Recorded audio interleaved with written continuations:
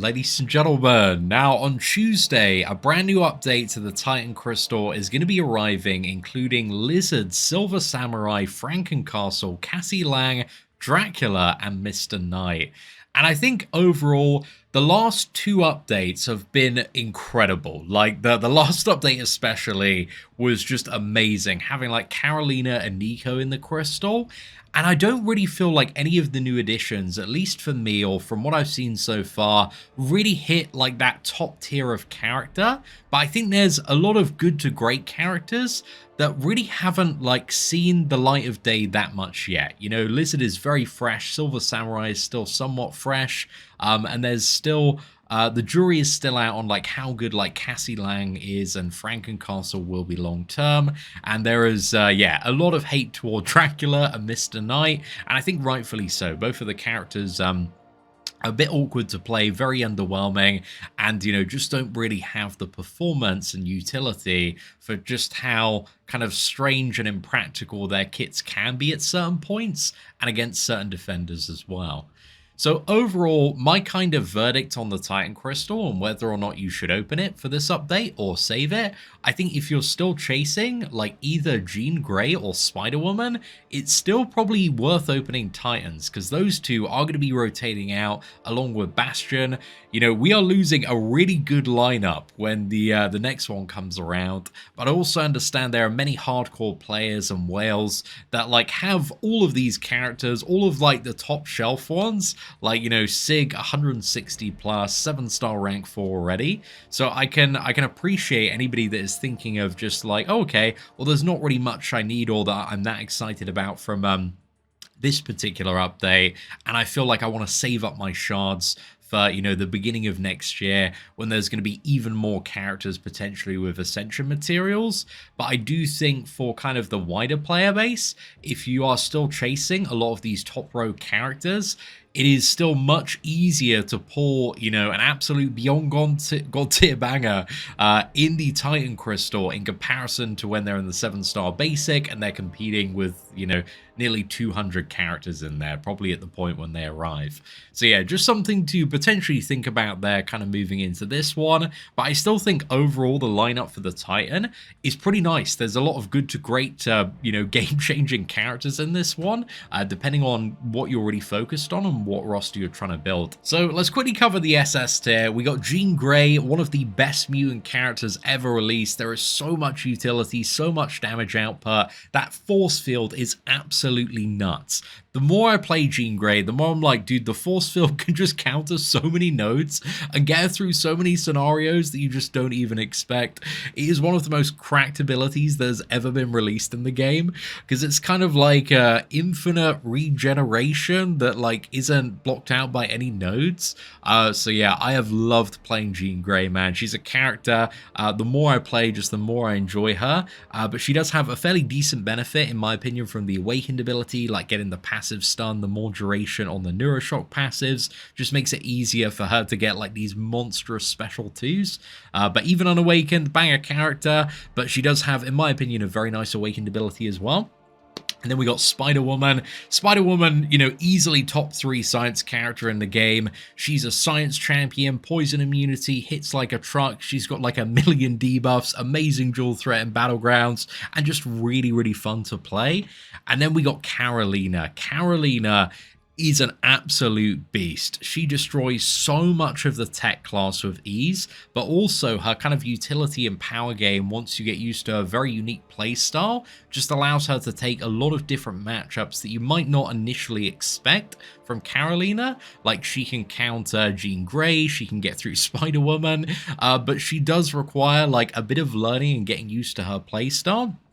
But once you get used to that, you can really burst down a lot of top tier defenders in like under 40 seconds if you hit like a good run with Carolina. So yeah, I love her. She's super fun to play, and just amazing for destroying content as well.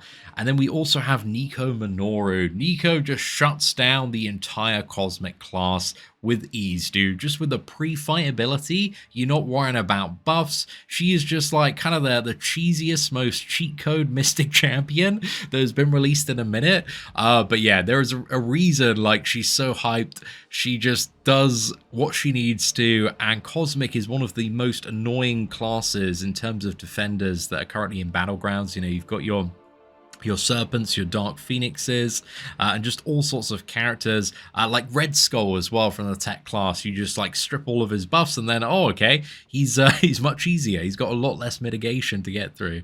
So yeah, she's just really versatile in a lot of the matches she can handle outside of the Cosmic class as well. So yeah, absolutely love Nico Minoru, although I do not have a copy myself yet. I did test her on the content creator beta like a few months back. So Nico, in my opinion, I mean, you just see in Battlegrounds as well, like every whale deck, because she's kind of also a dual threat character. She's just phenomenal. And then we also have Bastion. So Bastion, when it comes to sort of endgame story content, Alliance War, there is a Bastion army out there that absolutely love this character. He can deal with so many different matchups. He's got a ton of utility on his plate. I would say in Battlegrounds, he's kind of overshadowed a little bit by slightly faster techs. There's characters like Shocker, Guardian, and also Jack that nuke very, very fast. But Bastion overall, just as a character to have in your roster for all sorts of things in the game, is just an MVP. So yeah, I've seen some really, really good war videos for Bastion. And next up we have, we're moving down to the S tier, and we've probably got the most controversial champion of the year. We've got the Maker. I remember initially playing Maker, I felt very disappointed because I was playing the 7-star rank 3, trying to punch up. And I do believe Maker as a character, you kind of either love or you hate the rotation. But generally, if you want to get the best out of him, and you want to see his maximum performance, he's a character you've kind of got to invest like everything in. You've got to have him 7-star rank 4, and then he's going to be just incredibly versatile for dealing with a lot of different matches, not necessarily in the fastest time, but there's so much he can get done.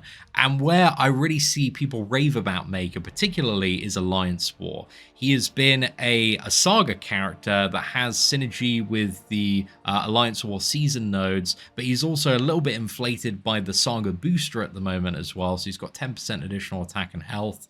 So if you're playing Maker at rank 4, you've kind of got him at a 4-5 right now.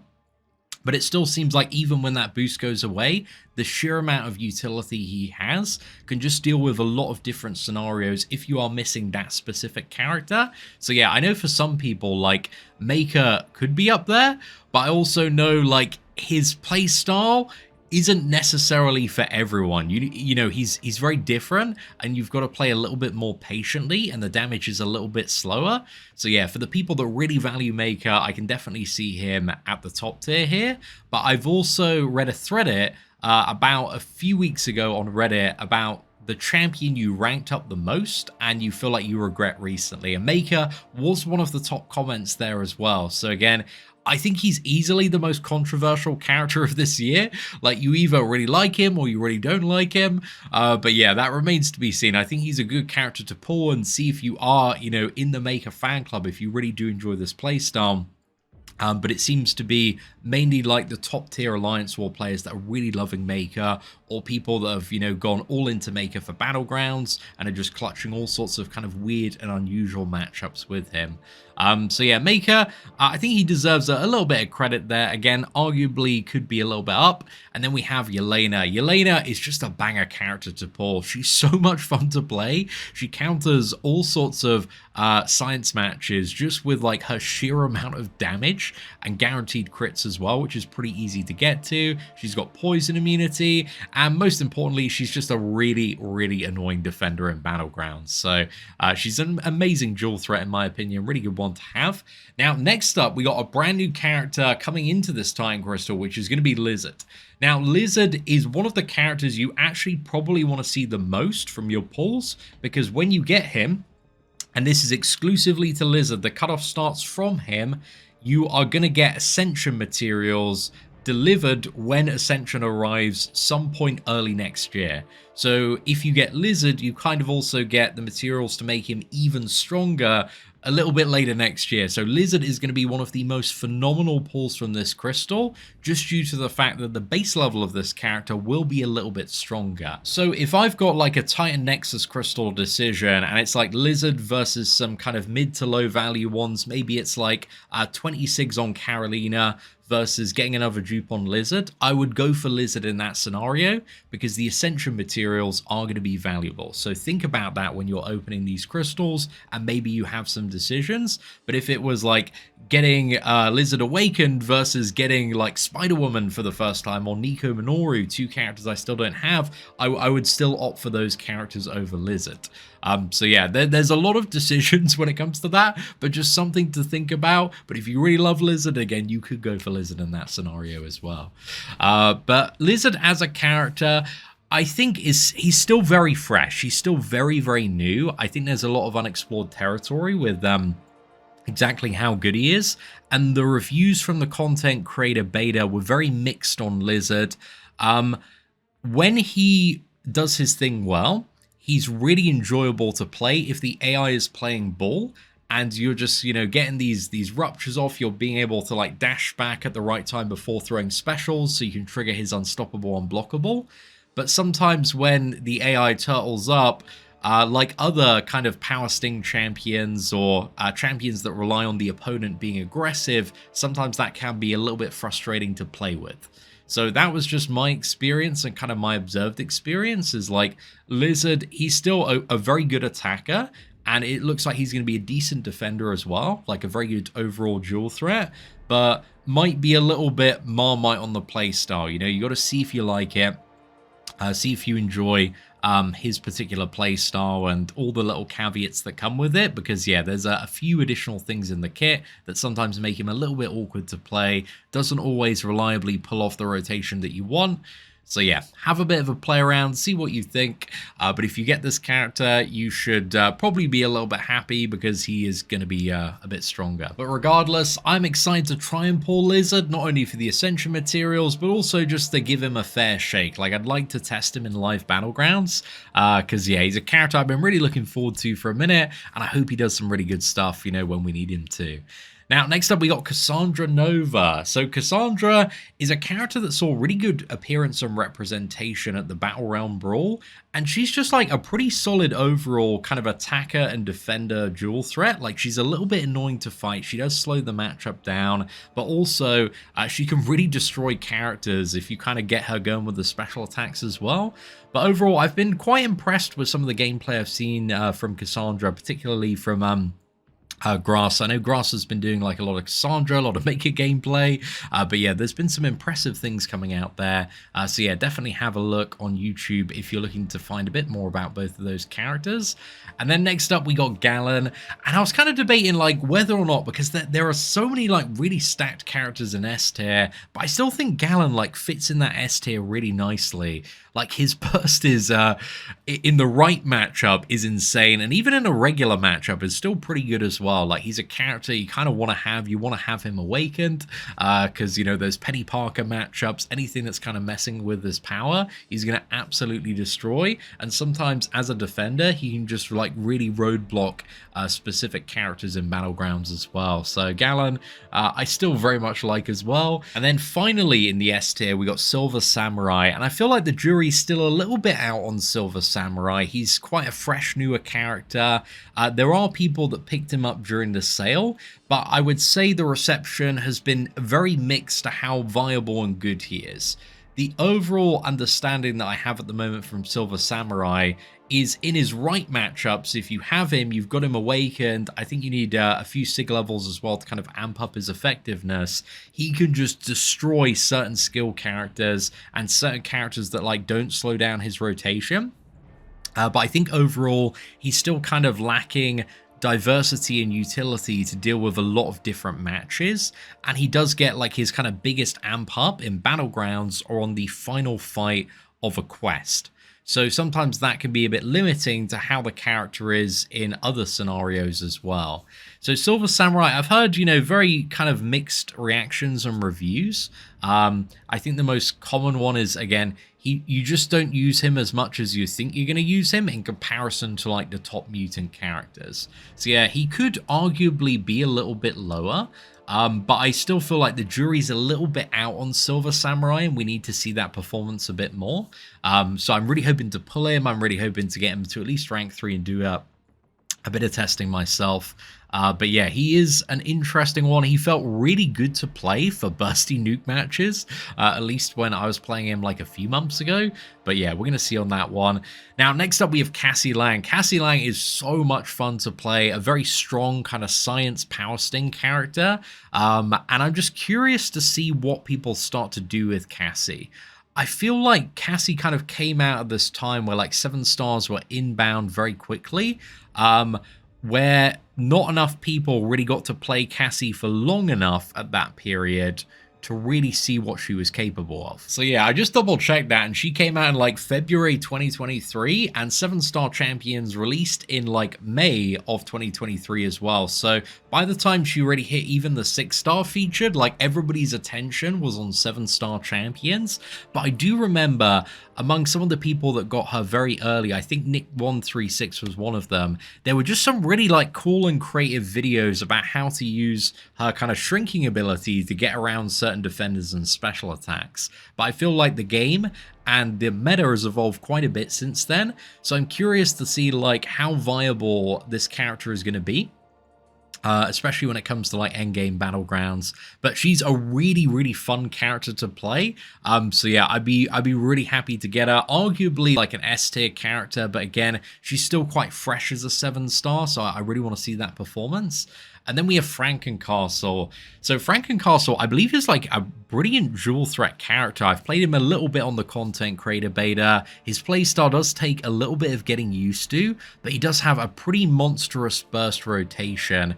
I think Frankencastle, he could be a little bit higher as well. He could potentially be in the S tier, but yeah, I want to see more Battlegrounds gameplay. I want to see some Frankencastle mains, because I think the reception is still like, okay, this character's got a bit of potential, but again, when it comes to who are the best characters, who actually makes the cut for the decks in Battlegrounds, it is very, very, very competitive. They've got to be an absolutely broken character that's incredibly consistent, that can catch people off guard.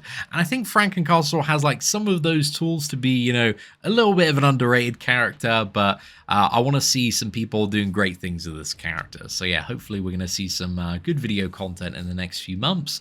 And then we got High Evolutionary. High Evolutionary is still a pretty annoying Battlegrounds defender, amazing prestige character.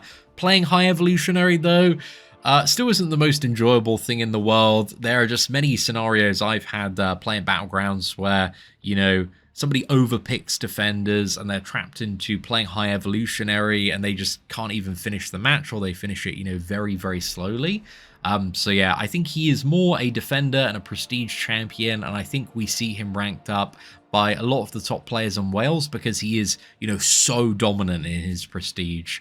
But he's still not a bad Battlegrounds defender, but yeah, I just don't think he really brings a lot of dual threat to the table. But he is very good for like science quests that come out that kind of like amplify his damage or amplify a character's damage based on the amount of debuffs, because he's got a lot of debuffs that he applies. So for like the science monthly event quest, I've seen some like cool things for High Evolutionary in there. But yeah, on offense, just not really seeing a lot of heat from High Evolutionary in my experience. And then we got Cyclops. Cyclops is... I've seen some really, really good Cyclops videos, just destroying like story content, man. He's also amazing for a lot of the bosses in Act 8 as well, like the Citalis, the Glycan. Yeah, Cyclops can deal a lot of damage. Mutant class is very competitive though. Maybe I could be underrating Cyclops a little bit here, because Cyclops has a growing, passionate following, and I actually feel like I need to give this character a proper visit, sit down, and test him out as a 7-star rank 4 and see what I find and feel in that video. But I think Cyclops, we did have him at the B tier on the previous one. I feel like A tier is kind of a good place to debut him at. I I want a bit more confidence to really bring him up. But I still haven't had a scenario in Battlegrounds personally where I have just been decimated by a Cyclops and seen something that has really impressed me in that context. But I've seen a lot of videos outside of Battlegrounds where Cyclops is just doing mad things. So yeah, I think Cyclops is a pretty awesome character after the buff. Definitely has a lot of special damage burst potential. And then we also have Zemo. Zemo, just a really useful character to have. Like, he's kind of a decent dual threat. Not really like kind of the best or worst, but mainly he's very good in scenarios that might be upcoming, like Colosseum, for example, right? Where you need to ramp a character up a little bit longer. Because Zemo, in those scenarios, like, once you get stacking the bleeds, still some pretty crazy damage.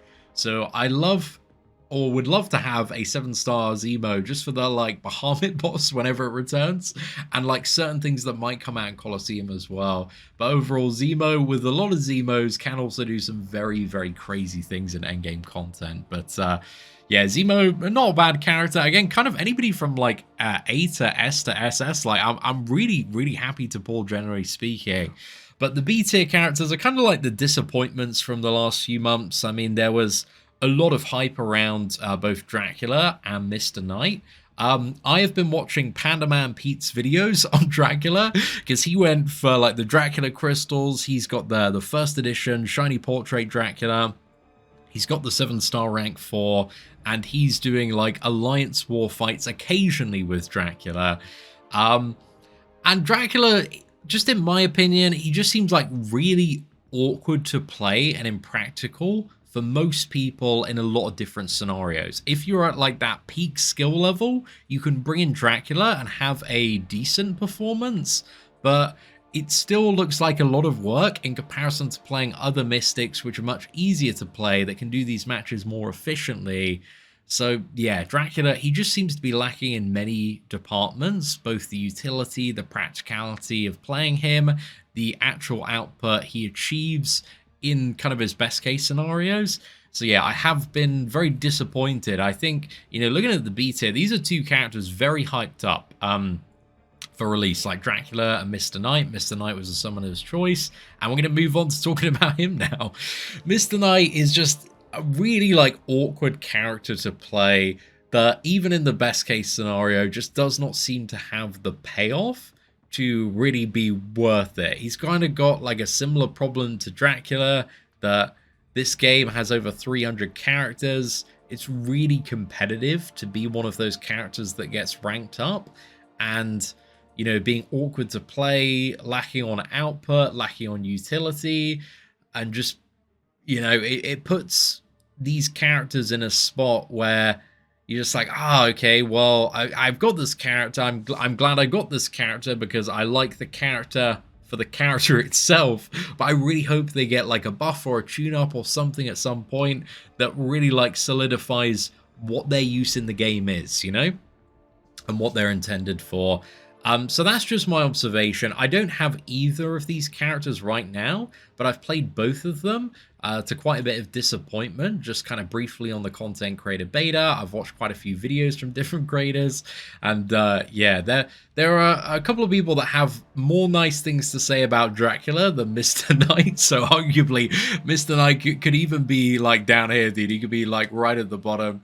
But yeah, I just don't think, like, either of these characters kind of lived up to the hype or really seem to have, like, an exciting place in the end game of Marvel Contest of Champions at the moment. But they're new characters to pull, you know. They're not 20 levels on Green Falcon, so yeah, you got that going on if you do open the Titan. But yeah, personally, what am I hoping to see from this crystal? I want to see Spider-Woman, I want to see Nico Minoru, I want to see Lizard, I want to be Awakening my Cassandra Nova. I want to be pulling Silver Samurai, Awakening Gallon, getting Cassie Lang, getting Frankencastle, and maybe awakening my Cyclops as well, pulling a Zemo, and you know what? I guess I'll take these two strays and hope that they get a little bit of love in the future as well.